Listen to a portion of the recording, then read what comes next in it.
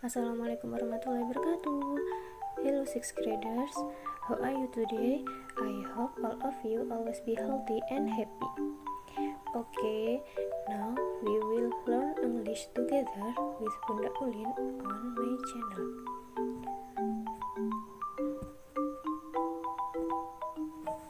Nah, anak-anak, hari ini kita akan belajar mengenai a balanced diet, yang artinya diet seimbang. Nah, di sini kita fokusnya bukan pada dietnya ya. Jadi kita fokusnya kepada makanan seimbang. Kemudian di sini ada healthy food and unhealthy food. Nah, ada makanan sehat dan makanan tidak sehat. Jadi, untuk kita bisa menghasilkan tubuh yang sehat, kita harus bisa membedakan makanan yang kita makan sehari-hari nih, antara makanan yang sehat atau makanan yang tidak sehat. Jadi kita bisa membedakan dan melakukan mana sih makanan yang sebaiknya kita hindari atau makanan yang sebaiknya kita makan secara rutin. Oke, kemudian nah di sini ada gambar nih, ada hamburger, ada pizza, ada kentang goreng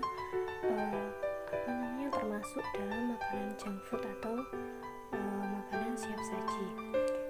Kemudian di sini juga ada makanan-makanan seperti buah-buahan, sayur-sayuran, susu ikan, roti gandum.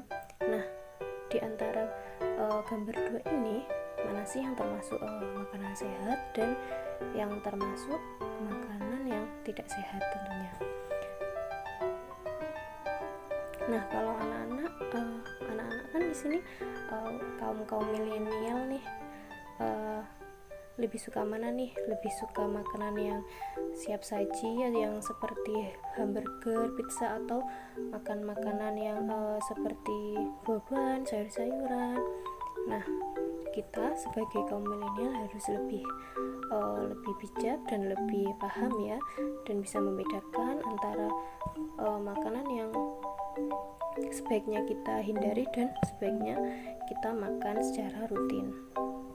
Nah, di sini ternyata makanan seperti burger, pizza itu termasuk unhealthy food atau termasuk makanan yang tidak sehat. Kemudian yang makanan seperti buah-buahan, sayuran di sini termasuk healthy food atau makanan sehat.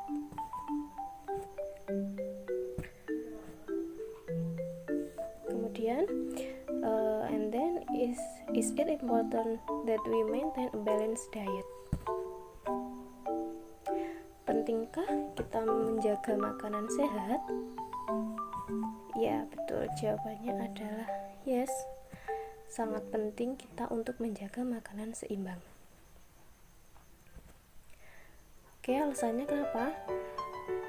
Because to keep our bodies in the best possible condition. Alasannya karena untuk menjaga tubuh kita dalam kondisi terbaik. Maka dari itu, kita membutuhkan berbagai makanan yang berbeda agar tidak bosan untuk menjadikan tubuh kita itu sehat. Nah, nanti ada model panduan makanan sehat yang dapat membantu kita dalam merencanakan makanan-makanan yang seimbang. Nah, di sini the healthy eating guide, panduan makanan sehat. Nah, di sini ada beberapa panduan untuk merencanakan kita agar kita bisa memakan makanan yang seimbang dan pastinya sudah tentu sehat. Nah, di sini yang pertama, eat fresh food rather than processed food. Yang artinya makan makanan segar daripada makanan olahan. Jadi pilihlah makanan-makanan yang segar daripada makanan yang olahan. Jadi meskipun seperti sayuran atau buah-buahan, ketika mengolahnya itu tidak benar ataupun mengolahnya terlalu lama, jadi makanan yang terlalu lama proses pembuatannya, itu biasanya menjadikan kandungan gizi atau vitaminnya itu hilang dan menjadikan makanan itu menjadi tidak sehat. Kemudian yang nomor 2, eat a variety of different foods. Makan berbagai makanan yang berbeda. Jadi kita setiap hari itu harus makanan yang kita makan itu harus lebih bervariasi ya, agar kita juga tidak bosan dan lebih semangat lagi untuk memakannya. Kemudian yang ketiga, avoid fatty meats. Hindari daging berlemak. Nah, hindari daging berlemak ini ya seperti kita misalkan ayam, terus habis itu ada kandungan gajinya atau kulit ayam, biasanya kan di situ mengandung banyak sekali lemaknya ya. Kemudian avoid eating too many sweet foods. Hindari makan terlalu banyak makanan manis. Jadi kita juga harus menghindari makanan yang terlalu mengandung banyak gula ya, karena nanti juga kita bisa menjadikan kita tidak sehat, bisa sakit diabetes juga. Kemudian yang nomor 5, eat only until you are comfortably full. Yang artinya makan hanya sampai Anda merasa kenyang. Nah, di sini maksudnya ya kita nggak boleh berlebihan dalam memakan sesuatu. Nah, biasanya kalau misalkan kita nemu nih makanan yang enak buat kita, yang merasa itu enak sekali, biasanya kita berlebihan nih untuk memakannya dan bisa sampai menjadikan kita kenyang, habis itu terus ngantuk. Nah, itu bisa menjadikan kita tidak sehat ya tentunya.